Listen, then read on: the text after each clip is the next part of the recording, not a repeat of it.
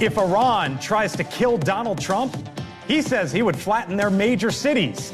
And the potential October surprise that's actually right before our eyes. That's Topping the Hill on NewsNation tonight.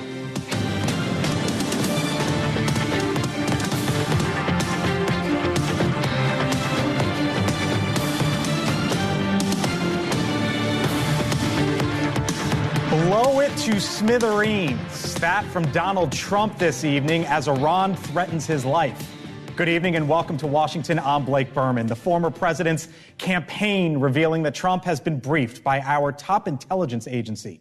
Trump's campaign says there are real and specific threats from Iran to try to assassinate the 45th president. And those efforts, they say, have heightened in the past few months. On the campaign trail in North Carolina today, Trump gave Iran this warning. If I were the president, I would inform the threatening country, in this case Iran, that if you do anything to harm this person, we are going to blow your largest cities and the country itself to smithereens. Now, today, the Senate Homeland Security Committee released a 134-page report outlining the many failures in Trump's first assassination attempt, calling it preventable and foreseeable. Radios, for example, they say were not given for Secret Service and local police to communicate. Local police told Secret Service they couldn't secure that now, as we know of, key building. And agents were not told to remove Trump from the stage, even though movement was seen on that roof. As for the vice president, Kamala Harris, she was in Pittsburgh earlier today, laying out her economic vision. She is trying to draw a distinction between herself and Trump on issue number one, the economy. You see, for Donald Trump, our economy works best if it works for those who own the big skyscrapers, not those who actually build them.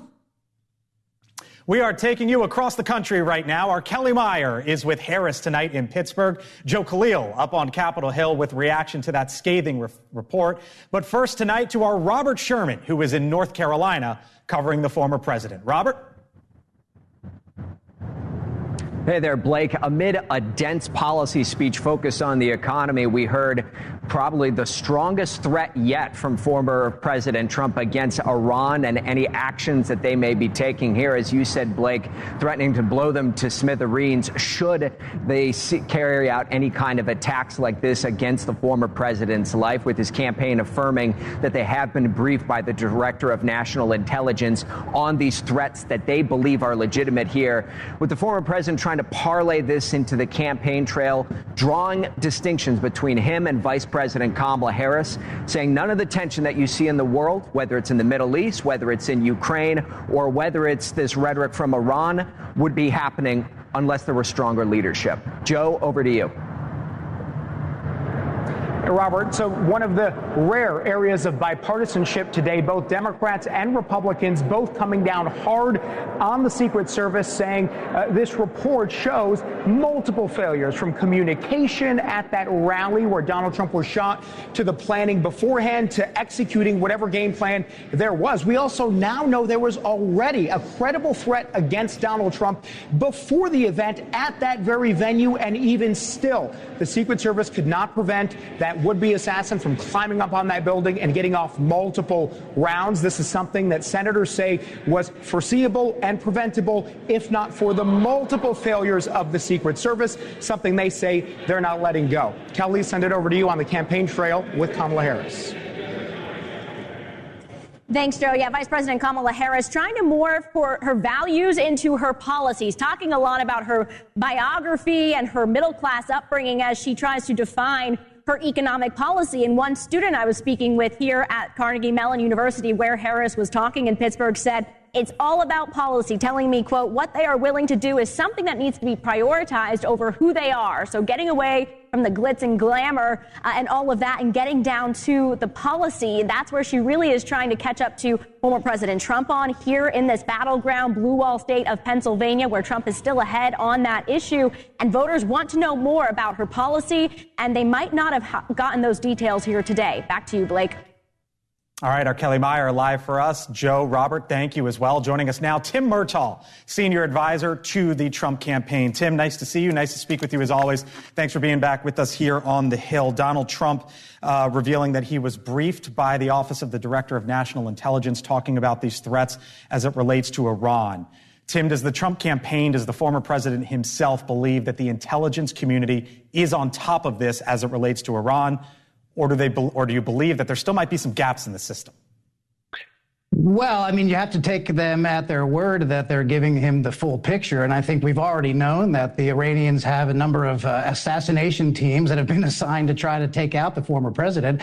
And I think you heard him express his view of it right here, that he doesn't think that the current administration, and that includes Kamala Harris, by the way, has said or done enough when you have this rogue nation, this obviously belligerent and hostile state, openly trying to take out a candidate for president, himself a former president.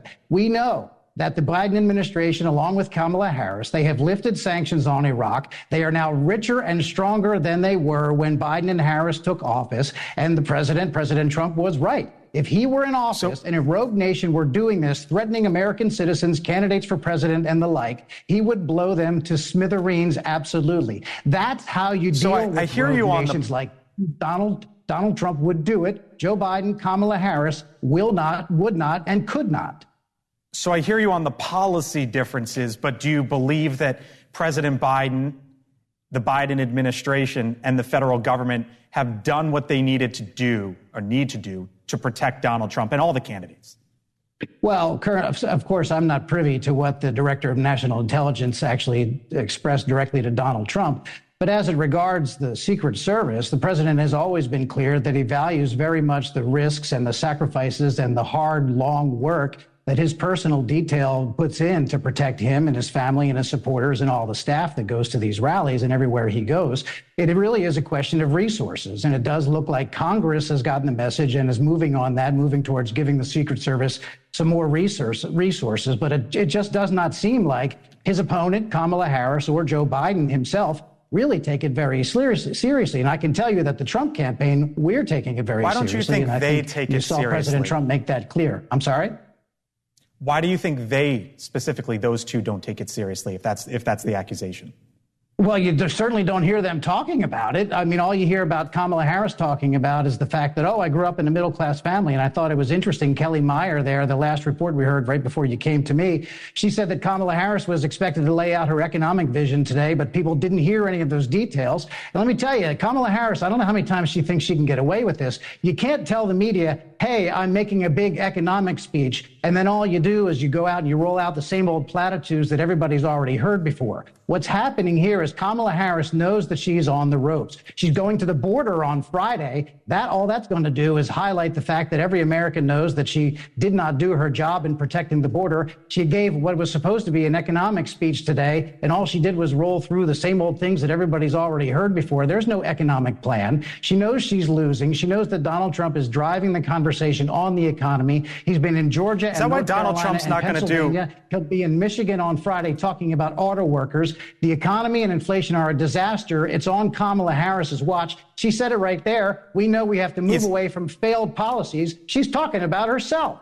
Tim, is Donald Trump not debating her a second time because you believe that he's winning and she's losing? Absolutely. The first thing that a prize fighter will do, but that's the reason why he's not debating, is to demand a rematch. Kamala Harris had her chance. Donald Trump has already debated twice. Kamala Harris, she failed to make her pitch to the voters. She failed again today in Pittsburgh. She's failing. She knows she's failing. Just watch her behavior. She wouldn't be going to the border on Friday or later this week if she thought she was doing a good job. That is a desperation move. People are advising her she shouldn't be doing it, but she's doing it. She's on the ropes and she knows it. Just watch what she does. That will tell you where she thinks she is. She's screaming for a new debate. Tim Murtaugh. What person who screams for a new debate if they think they're winning? Tim, who? All right. Tim Murtaugh, I got to leave it there. Trump campaign senior advisor. Appreciate you always coming on, Tim. Thank you. Right. Thanks, Blake. You got it. All right, joining me now, Mick Mulvaney, NewsNation contributor, former Trump White House chief of staff, and Stephanie Murphy, former Congresswoman, Democrat from the state of Florida. Hello to you both. Thank you for being here. First time on the show. Nice to have you, Congresswoman. You know Donald Trump as well as everyone. A little bit. That was a pretty big statement from him. No. No? In the God forbid, do you actually think in any scenario Donald Trump would strike inside Iran? I don't think that's what this was about. This was about sending the right messages. This is about dealing with bullies the way you're supposed to deal with bullies, which is from strength. You don't sit down and say, look, can't we all just get along with Iran? You say, look, you do something to us, we're going to blow you off the map. That's a message that those folks understand. Do you think Donald Trump in any scenario would ever strike? In any scenario? Sure. Inside of Iran. Wouldn't Joe Biden in any scenario? I don't know. I wonder think he probably would. I think any president who says, I'm taking any action of any type off the table is weakening him or herself. Kamala Harris, Stephanie, she didn't really lay out anything new today. She talked about her economic policy. She talked about her economic vision. The Harris team says, you know what, independent voters at this point in time care more about her values than they do per se policy. But I just heard Kelly Meyer report her talking to a voter saying, you know what, I want to hear more about policy. Is it a mistake for her team to say, you know what, we're just going to talk about values and vision versus, you know what, this is what voters want to hear? You know, it's been working for her so far. If you look at her polling numbers, she is moving up, catching up to Trump on issues like the economy. The economy and affordability issues remain top of mind for voters, all voters, not just the swing voters. But they just really, I think voters really just want a sense that the leader understands their issues, and that's why she's leaning into her personal story, and that they have some sort of plan, that they have the leadership ability to address the issue. I don't know that anybody wants a 12-point plan on economic policies, and that's going to drive the way that they vote when they get to the voting booth. I think Stephanie's right. If I'm advising Kamala Harris, I'm saying do not do specifics. This is going to sound wrong. I wish I had a different word for it, but there is a saying. It says, you know, better to have somebody think you're an idiot than open your mouth and prove them right. And I'm not saying she's an idiot, but maybe better have somebody think you're okay on policy than open your mouth and prove that you're wrong. So I think she's better off doing what she's doing, because she's trending in the right direction. Real quick, she did an interview today with MSNBC, so she goes on friendly turf, on friendly grounds to do this interview, and here's part of what she responded with when it comes to part of her economic plan. If you can't raise corporate taxes, or if GOP takes control of the Senate, where do you get the money to do that? Do you still go forward with those plans and borrow? Well, but we're going to have to raise corporate taxes, and we're going to have to make sure that the biggest corporations and billionaires pay their fair share.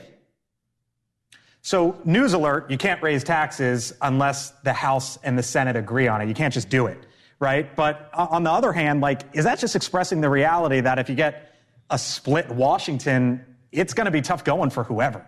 You know, I think you're right that she can't raise taxes or spend money without Congress. Right. So it does have to go through them. But what she is saying actually reflects where average Americans are. The Center Aisle Coalition, which is an organization I run, just did nationwide polling. And Americans broadly feel like corporate America should pay a bit more. And they don't want to see major tax cuts because for the wealthiest in this country, and they see Republicans as likely to do that, and it's not popular. It's a cringeworthy kind of answer. Why? Because it doesn't look presidential. How so? Because the answer, that's a question you have to anticipate. Okay, what are you going to do if you can't pay for it? You have to. That's not a stunning sort of question. If you've been campaigning for a year or so, you have been asked that question 6 or 8 or 400 times, and you'd have a really good canned answer to it. And she doesn't have that, and that doesn't look presidential. If you're not going to talk about policy, and again, I think she's right not to talk about policy, you have to look the role, and that didn't. Now that being said, that's MSNBC, and not a single person watching that is going to change their opinion. One way or the other. All right. Have both of you back later in the show. Good. Still to come here on the Hill. A massive storm that is threatening the southeast as Hurricane Helene barrels its way toward Florida. The National Hurricane Center out now with its latest forecast. I'll walk you through it on the other side of the break. Plus, the October surprise that's actually right before our eyes. Mulvaney said to me a couple weeks ago, why are you talking about this thing?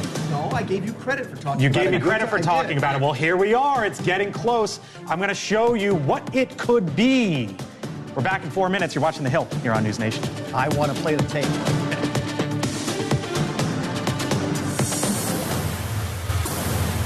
All right, welcome back here to the Hill on NewsNation. Live look right now. That is the southernmost point of the United States, of course, the Conch Republic. Key West, about 24 hours from right now, it will be a completely different scene in parts of Florida, especially to the northern part of that area. Hurricane Helene is expected to make landfall right now. It's a Category 1 hurricane, but it has the potential to reach a Category 4. That would be a major storm. Now, here's the forecast right now from the National Hurricane Center. So you can see Helene's right here, major hurricane, but we're talking about Florida, and obviously so. You got Panama City, Apalachicola. It's expected to land some point in there. But look at the forecast. You're possibly talking about Georgia or Alabama getting a hurricane, even a tropical storm up into Tennessee midpoints on Friday. And part of the story here could be flash floods. Because as this makes its way into the middle part of the country, just look at some of these states here that could get flash flooding. I mean, we're talking about the western part of North Carolina, the eastern part of Tennessee, and all the way into South Carolina, Georgia, Alabama, and of course, concentrated around Tallahassee, the coast. But again, we could even be talking about flash flooding up into the Carolinas. Hurricane Helene expected to make landfall in about 24 hours or so.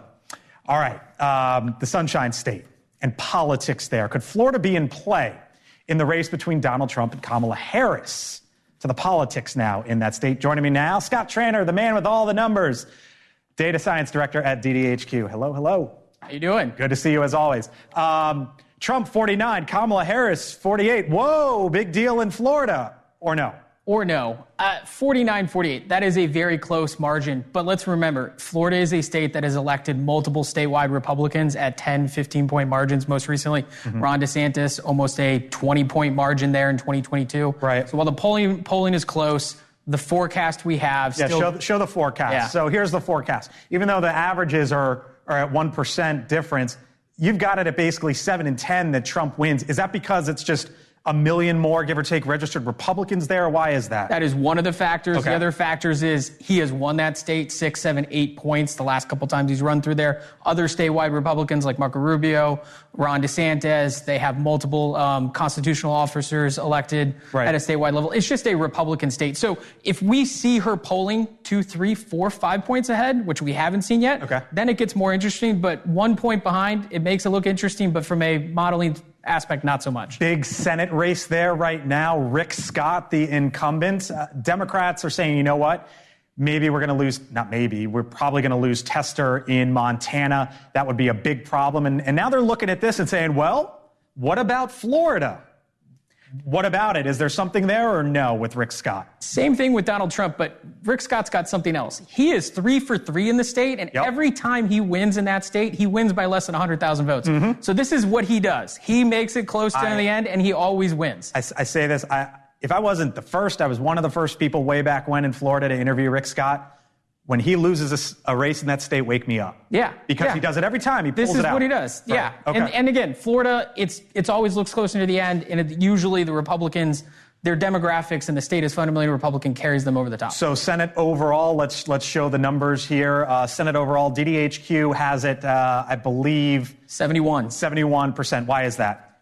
Mostly because to control the Senate, they've got to win West Virginia. That's a gimme. Justice is way ahead there. As you pointed out, Montana, that's a gimme for the Republicans there. And they're getting better polling in Ohio, where they might have a flip there. And the Democrats just don't have a whole lot of opportunities to flip any seats. So that's why they're so far ahead in the forecast. Scott Traynor, DDHQ, Data Science Director. Thank you, sir. Appreciate it. All right, with me now again, the former Congresswoman from Florida, Erin Perini, Republican strategist who you worked on Never Back Down, so you know a thing or two about the state of Florida.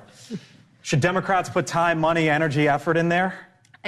Florida is a really expensive state, and this late in the game, it wouldn't be probably money well spent, especially since there are so many structural barriers to Democrats being able to win. You mentioned the voter registration advantage. Like $1 million, give or take, yes, right? That's $1 million, give or take. Yeah. Also, they haven't spent the money to date to actually build out a field operation in Florida. And in Florida, in order for Democrats to prevail, you have to have a strong field operation and ground game, and it's just too late, 40-some days out from election. Does that number, though, concern you? Like Donald Trump only running one ahead of her in that state. I mean, Ron DeSantis just just steamrolled in Florida in the last election, which was one of the biggest stories in the midterms. It was. Midterm cycles are very different than presidential cycles, and we all know that. And we also know that Charlie Crist is a very deeply unliked politician, and even in Florida, where he's run, as every imaginable thing. So that race was a little bit different, even by the norms of Florida standards.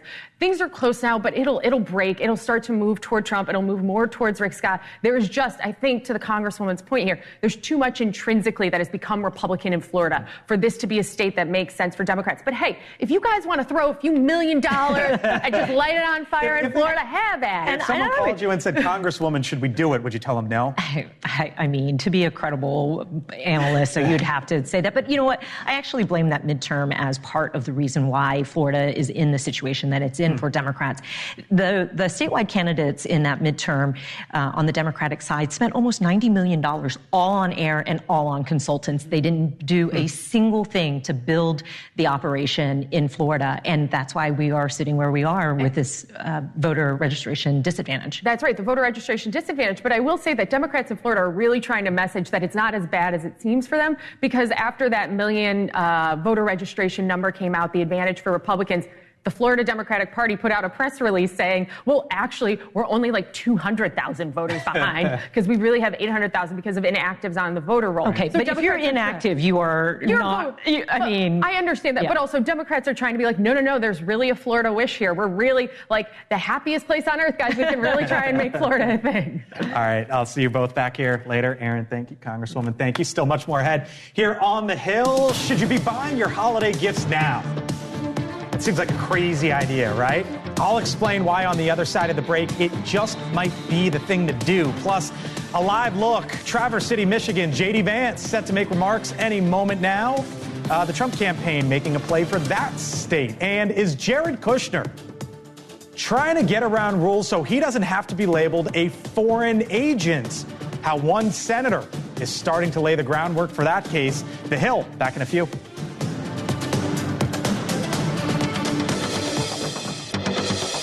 All right, welcome back here to The Hill on NewsNation. And how about this headline right here? Your grocery stores could soon run out of bananas. All right, now that is because some 85,000 port workers are set to walk off the job come Tuesday. Today, the International Longshoremen's Association says if they strike, its port workers would still service shipments involving the United States military. And if you're going on a cruise, they'd be there to help as well. But nothing else beyond that mentioned.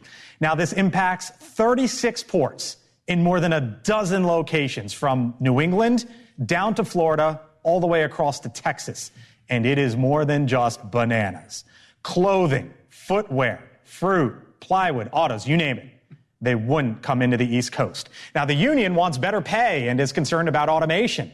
The union head on Monday called the latest offers insulting and a joke.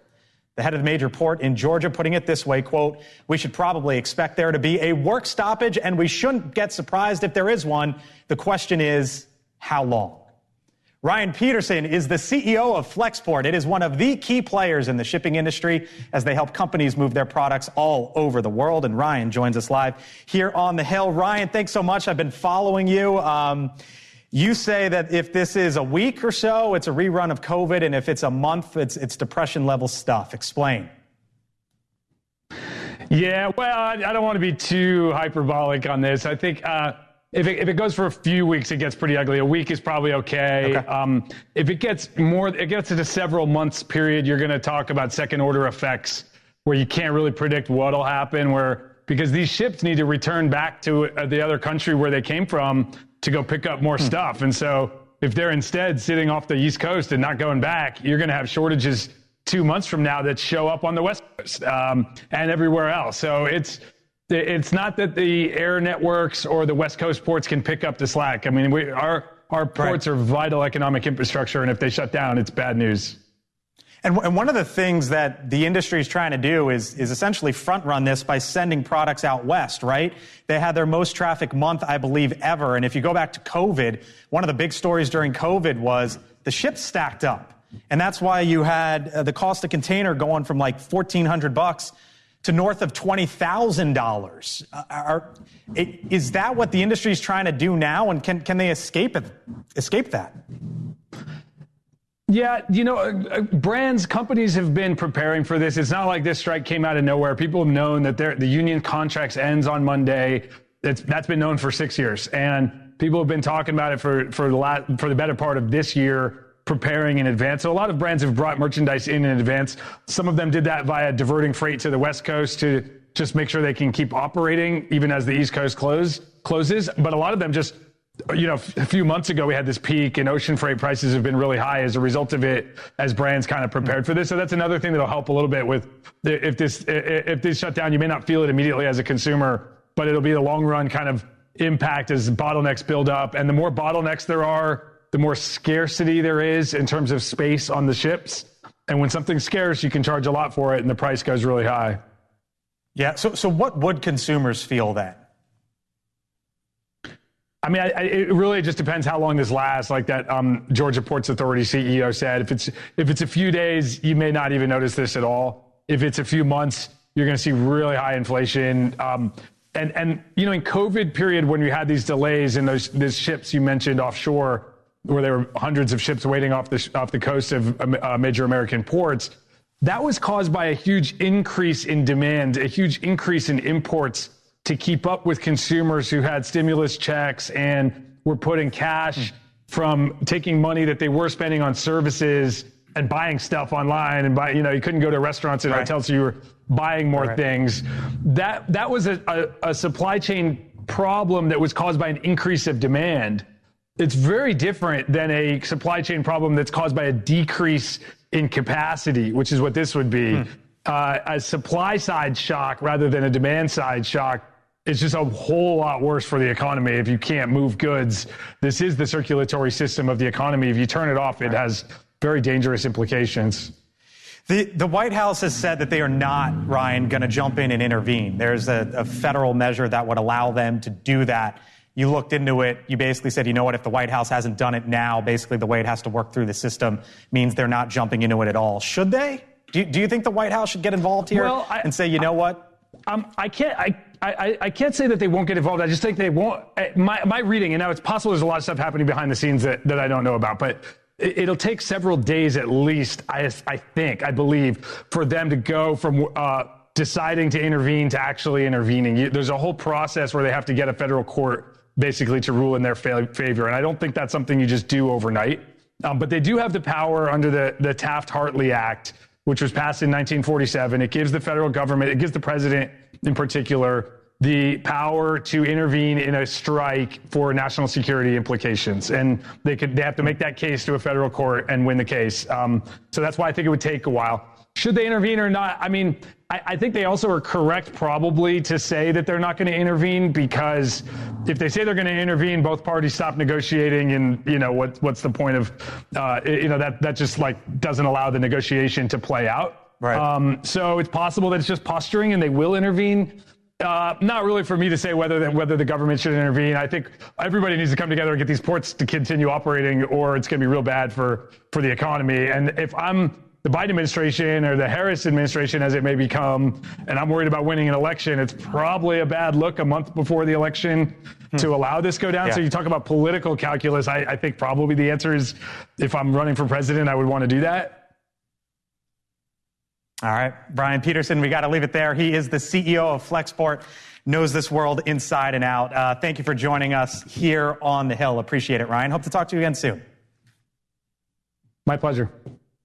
All right, you got it. Joining us now, Scott Bolden, Democratic strategist, NewsNation contributor. Hello, Scott. Hey. Nick Mulvaney back as well. This is interesting because, Scott, you know that they have the leverage, right? They're not. They who?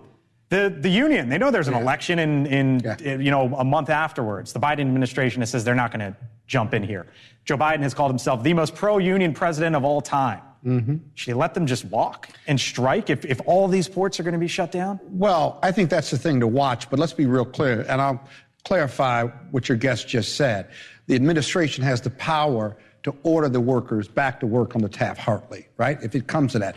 Their preference would be for them to work it out. They don't want to intervene, if you will.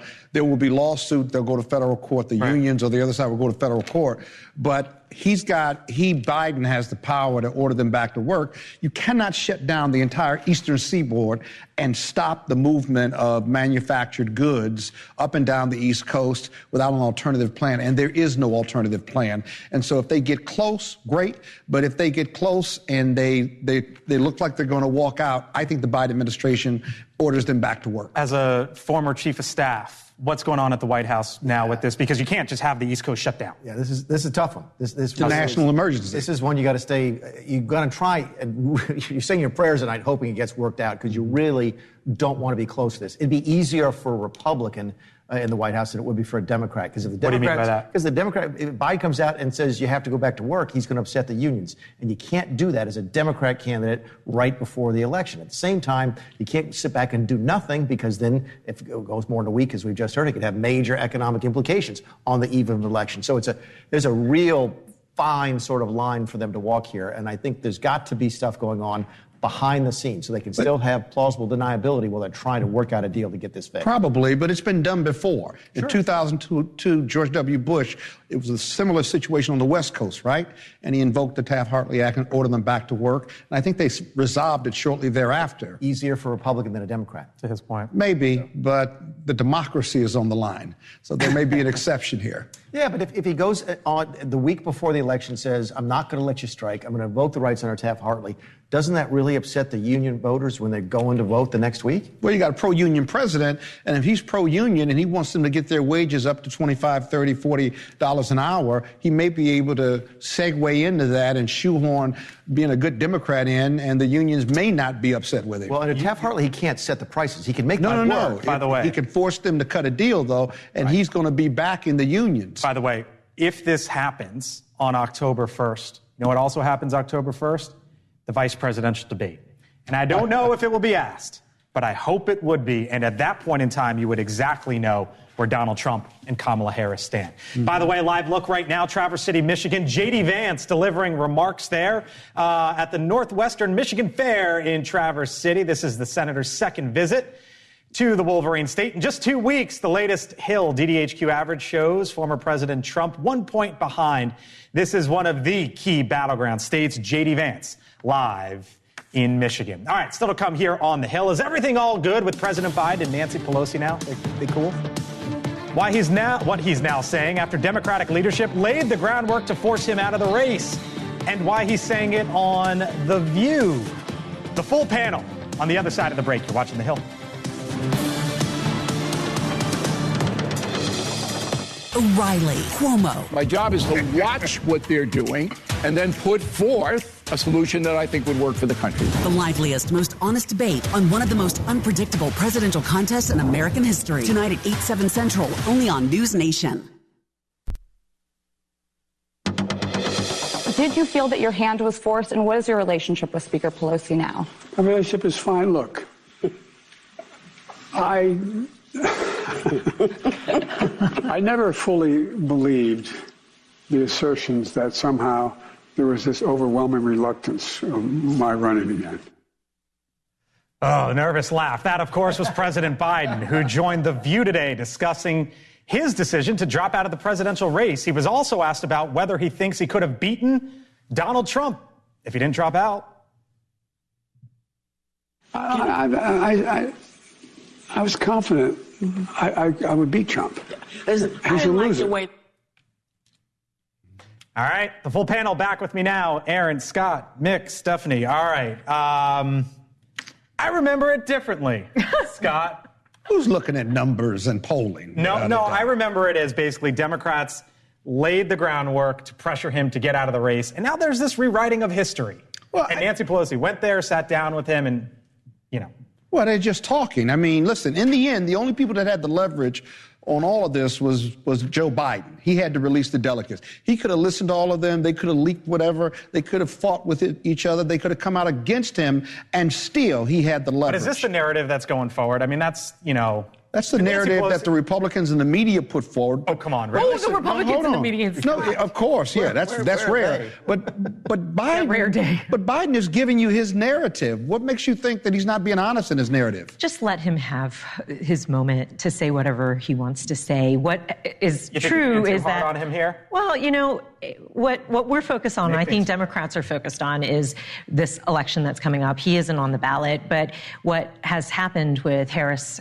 being on the ballot is that the down ballot pressures and headwinds that Democrats were facing is now gone, right? So I don't worry about any of it. I think Stephanie's right. Let the man have his day, right? What difference does it make? What bothers me is the Nancy Pelosi. Is what she said yesterday, which is we had an open primary. And that's a lie. That's revisionist history, and that's what they're going to try and right now for 10 or 20 or 30 years. When you look back at the history of this election, say, oh, we had an open primary and Kamala Harris won. That's simply she was on the Biden-Harris team. Oh, but nobody wanted her at the top of the ticket. That's not a lie. There was no time to have an open primary. That's once he steps back. Say that. Nobody else threw their hat in the ring, even before. But she also have you tried to cross Mrs. Pelosi? Yes, I have. I know what that looks like. So she had been tipped off ahead of time that this was coming, so she was able to coalesce before anybody could.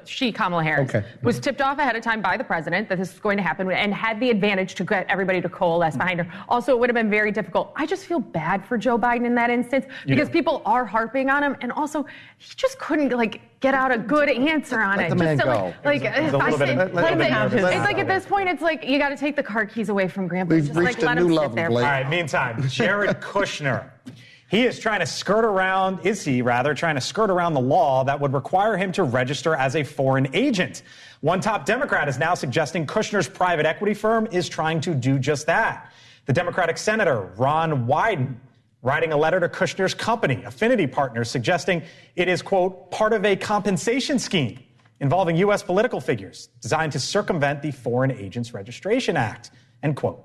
Now, as the New York Times reports, Affinity Partners raised $3 billion, mostly from foreign investors, including $2 billion from Saudi Arabia's Public Investment Fund. In 2021, it started right after Kushner left the White House. Now, they report the fund has charged at least $112 million in fees over the past 3 years, management fees, without yet returning profits to investors. All right, I think three things here can all be true. It could be true that Saudi Arabia invested in this because he's Jared Kushner and as a hedge in case Donald Trump became president again. It could be true that sitting on money and not investing it was the right managerial decision at that point in time in 2021 and 2022, sitting on dry powder. It also could be true that Democrats are going to go down this path and investigate Jared Kushner, and this is just the beginning. Well, there's a lot of this doesn't smell right. There's a lot of other things that could be true. First of all, FARA, F-A-R-A, the Foreign Agent Registration Act, is notoriously difficult to navigate. It really, really is. But if Jared Kushner is guilty of what they sort of imply that he's guilty of, these are all implications. He is not the only one. Yeah, but you will go look at West Executive Advisors.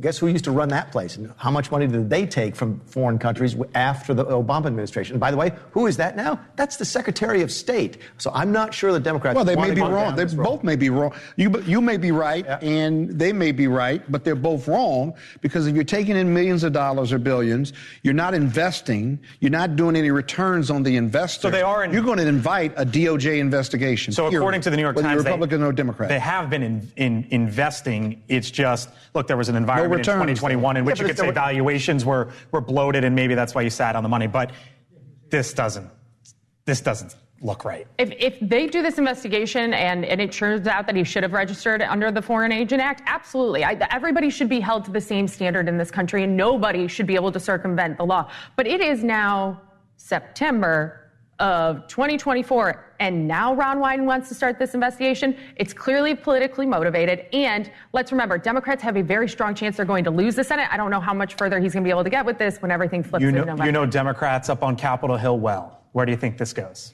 I think it's fair for them to investigate to see whether or not there are conflicts of interest or whether there's a counterintelligence risk that was a part of all of this money, a significant amount of money going to somebody who has quite a bit of access. And so, let's see what the investigation shows. If Trump wins and they do it to West Executive Advisors, it's going to be Trump will be accused of going after his political adversaries. This isn't about the agent registration, guys. This is going to be about fraud and money laundering and who's getting paid while they sit on all this money. As long as the standard applies evenly to Democrats and Republicans. Yeah. Well, of course, we're Democrats. All right, by the way, another live look.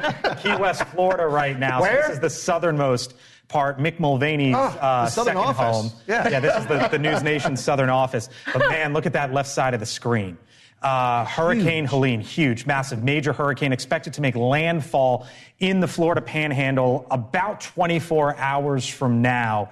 You've dealt with this all too frequently. I've dealt with this all too frequently as a public official right now. What are they thinking there in the state of Florida? Well, they're all trying to get their residents to take this seriously and to prepare. So especially on that west coast of Florida, I know that there are probably locations where people could have packed sandbags and everybody's putting up their hurricane shutters and really bracing for this. So you know as well as I do, hurricane category 1, Floridians say, whatever, call it a Tuesday. But this is different.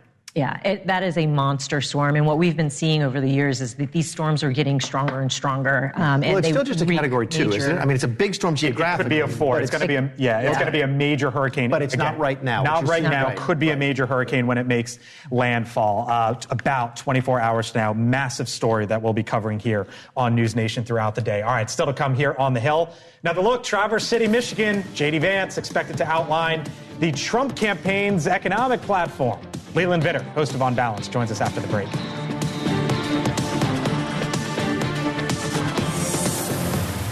All right, welcome back here to the Hill on NewsNation. Live look right now, Traverse City, Michigan. J.D. Vance speaking live, as you can see there, the vice presidential hopeful outlining the Trump economic vision. We heard from Kamala Harris earlier today on that front as well. One of the things that Donald Trump has been talking about, no tax on tips, and legislation for the measure is now being proposed by Republicans, not only in that state of Michigan, but it's also made its way across the country. Ohio, New York, Oregon, California.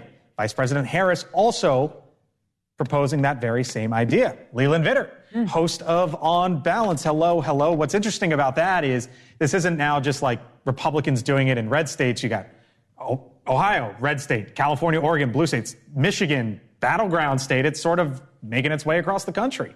Yeah, and we'll go over very well in Traverse City, Michigan. I've never, in 8 years, wish I was back on the trail full time.